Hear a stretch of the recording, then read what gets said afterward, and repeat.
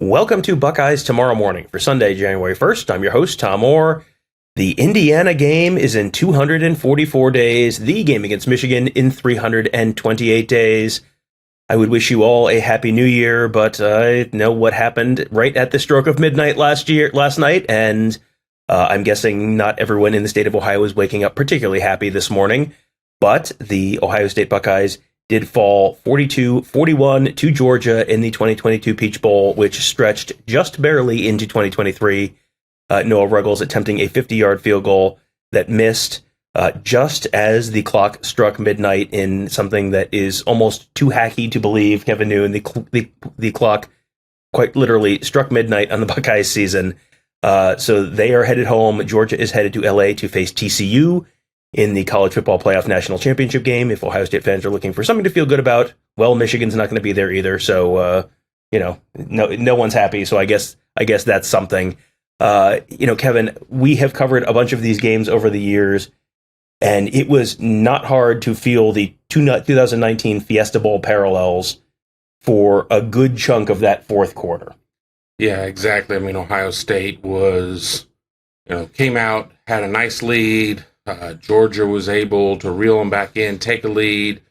It was C.J. Stroud and Marvin Harrison Jr. pitch and catch, and they were doing a great job with it. And Ryan Day, I felt that the offensive game plan was fantastic. And then suddenly Marvin Harrison Jr. leaves the game, and people will be quick to say, no, he didn't leave the game. He was targeted. And, that will remain up for debate. And at the time that we're recording this, I've not had a chance to go back and watch a lot of replays on it, so I don't want to speak too far on it, but it sure looked pretty bad to me at the time. And then Georgia's able to outscore Ohio State, I believe it was 18-3 down the stretch. And Ohio State still had an opportunity, and there will be so much second guessing at that point about not getting closer to attempt that 50-yard field goal. Noah Ruggles long before that had been 49, and it wasn't a distance issue. It was an accuracy issue, and we stand here. Yeah, and that is a tough spot to put a kicker in. I know that's kind of the job, but also, the college kickers meme is a meme for a reason. It's because college place kickers are not always the most reliable. This is not NFL. This is not peak Adam Vinatieri or whatever. These are college players, and putting someone in a 50-yard field goal spot with that much pressure on them, that's a lot to ask. That's sort of on the edge of his range, even in the most normal of circumstances. Second quarter against Youngstown State, 50 yards for him is pushing it maybe, and so in that spot it was particularly difficult, but that was a situation they found themselves in, and there will be plenty of time to relitigate that final drive. But, on the whole, it feels like this is a game that Ohio State fans, it's a loss, and I'm sure it's a frustrating loss, and I know that it's going to sting that, Ohio State would probably have been favored over TCU in the national championship game. But, man, they played a really good game for the most part, and I think that starts with C.J. Stroud, who there was so much talk this week about his legacy and how is he going to be remembered by Buckeye fans? And, he didn't beat Michigan. Yeah, he didn't win the Big Ten. Man, he played his butt off on Saturday night in Atlanta. He really did. He was out there. I mean, he was the better quarterback on the field. Stetson Bennett was the beneficiary of maybe some blown Ohio State defensive plays, whereas C.J. Stroud was out there just absolutely getting it done. It was difficult when you lose Marvin Harrison Jr., but then immediately Emeka Egbuka steps up. I mean, he ends up having 112 yards in the game to Marvin Harrison's 106. Julian Fleming has 71 yards, but C.J. Stroud only throws for 348, only. We're not that far removed where 348 yards would have been cause for a parade. 23 of 34, 68%. 4 touchdowns, no interceptions. I know on our pregame show we tried to set what an over-under on interceptions were. Well, he hit the under for certain. Bottle this up right now of where all the good feelings are, because I think that as people start to delve deeper and deeper and deeper into it, the feel good will start to go away. There's no such thing as a moral victory. There are no good, there are no good losses. Well, I get it. I understand that. But if this very well is the final stanza in the ballad of C.J. Stroud, you should walk away feeling strongly about what he was able to do. Unfortunately, just it didn't work out.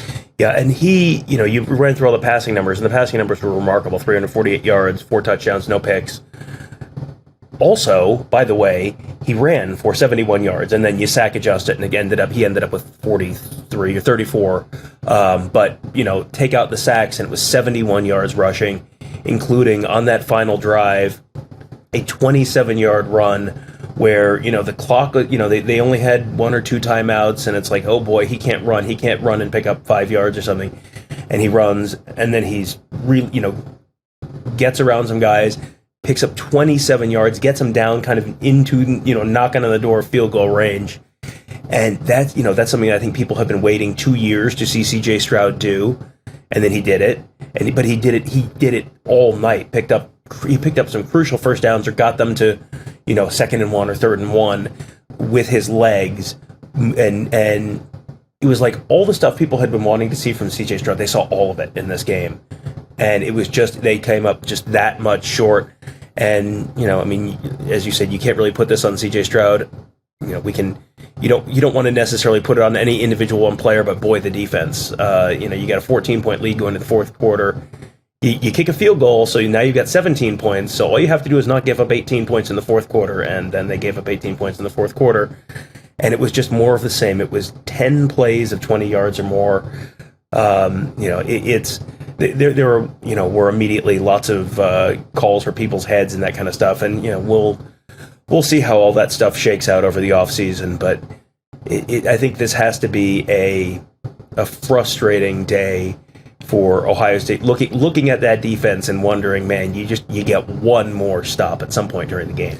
Well, and I think that there's just this, people have this memory of Ohio State bringing in Jeff Hafley and what that 1 year was, and they went from the outhouse to the penthouse, and then after Hafley left, they kind of went back. It was a slow decline, but they ended up back in the outhouse again, and this was supposed to be the time that it was going to get fixed. And early in the season against lesser opponents, Notre Dame taken off the table, but lesser opponents, the defense was there, but we started to see some of the cracks in the defense. We started to see some of the explosive plays.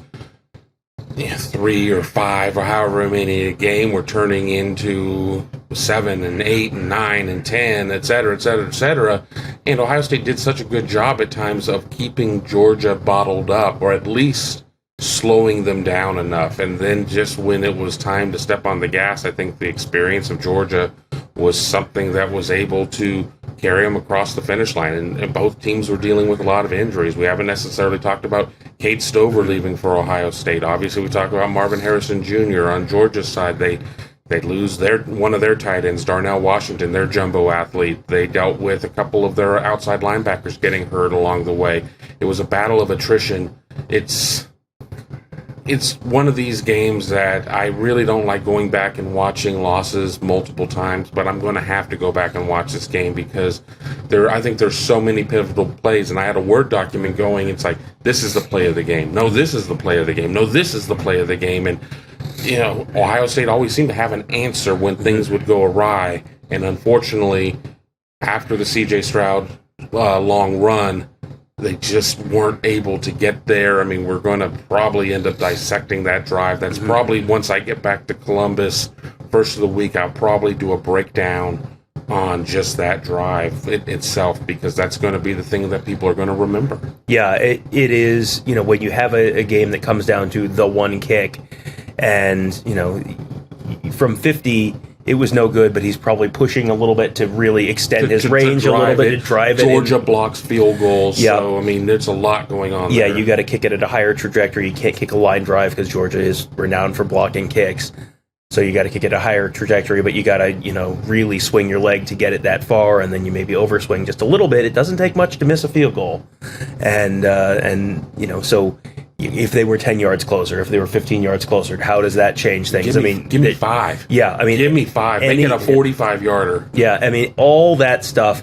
It's football is a game of inches, and it was really kind of a game of inches for the Buckeyes, and much like the end of the game, the frustrating final minute, they're driving and they're about to win the game, and then it's snatched out of the snatch defeat from the jaws of victory. Very similar to that Fiesta Bowl, but it was also so many, like, oh, if just this one thing had changed, oh, if this one play gets made, how about the fake punt? Yeah, they had the fake punt on. They had Georgia beat. It looked like the ball actually got snapped before the timeout got called, but they were granted the timeout, and so for the second time, Ohio State's trying to run this fake punt that would have worked. They had Georgia beat, but Georgia's granted a timeout, and so then Ohio State ends up, did they take a penalty? Oh, no, they punted it away on 4th and 1 because, the fake had been snuffed out. So, yeah, it is just a lot of what ifs, and that has to be, they have to be very happy and very proud of how they played, but man, the what ifs are going to haunt them for a while. I mean, this is going to be a tough one to dissect. I mean, I'll tell you this. It was hell of a lot better than going to a Rose Bowl or an Orange Bowl and a meaningless type of game where you end up with a bunch of opt-outs and everything else. And yeah, sure, you're going to have your glimpse into 2023, but this is just a season that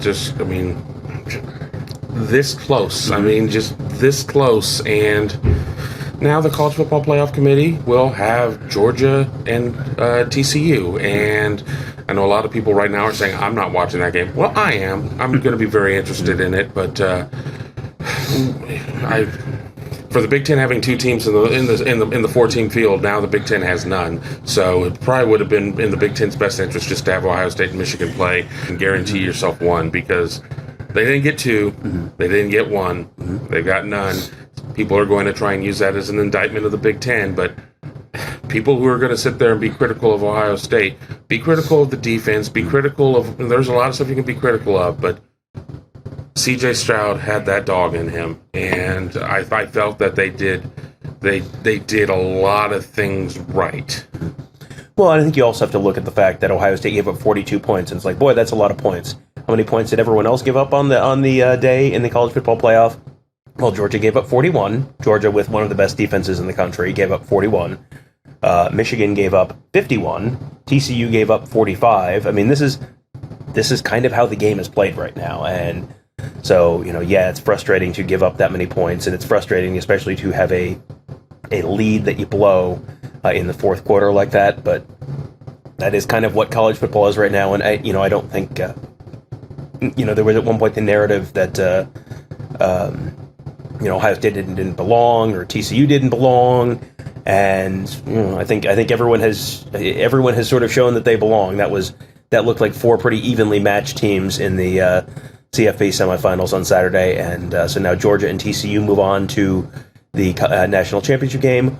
Ohio State and Michigan move on to the offseason. It will probably be a long offseason in both Columbus and Ann Arbor, looking at the what-ifs from a very close game. But, I mean, obviously remember, the last time Ohio State lost a CFP semifinal this kind of way, they came back and beat that team the next year in the Sugar Bowl and went on to the national championship game there. So it's it could be a motivational thing as well. I think Ohio State fans and players should be holding their heads high. That was quite a football game. I think they definitely earned the respect of Georgia, earned the respect of pretty much anyone in the country with that kind of effort in what was basically a road game. So, certainly a memorable night in Ohio State football, not necessarily a night that Ohio State fans are going to want to remember, but definitely one heck of a football game. We're going to have much more coverage of that, and then sort of start to turn the page towards what's next for Ohio State football. You're going to have transfer portal stuff. You're going to have, coming in and leaving probably. You potentially are going to have more recruits coming in with signing day in February. You've got NFL draft decisions coming up. And then the Buckeyes start winter workouts, and the freshmen show up, and we turn the page officially to 2023. So it was not a happy New Year last night for the Buckeyes, but it might be a pretty good year for the Buckeyes nonetheless. We will be there for all of it at BuckeyeHuddle.com, covering the Buckeyes, Ohio State football, men's basketball. Hey, the women's, want something to feel good about? The women's basketball team, undefeated women's basketball team beat undefeated Michigan on December 31st. So there's something to feel good about. We'll probably have some coverage of them coming up. Men's and women's hockey as well. Baseball's coming, softball's coming, all that good stuff. And of course, spring football as well. Never a dull day at BuckeyeHuddle.com. And of course, on our YouTube channel as well, youtube.com/BuckeyeHuddle. We'll have lots of coverage of breakdowns of what happened in the Peach Bowl and what's going to happen with the Buckeyes moving forward. So make sure you join us there as well. Thank you guys all for joining us. Have a great day. We'll talk to you tomorrow.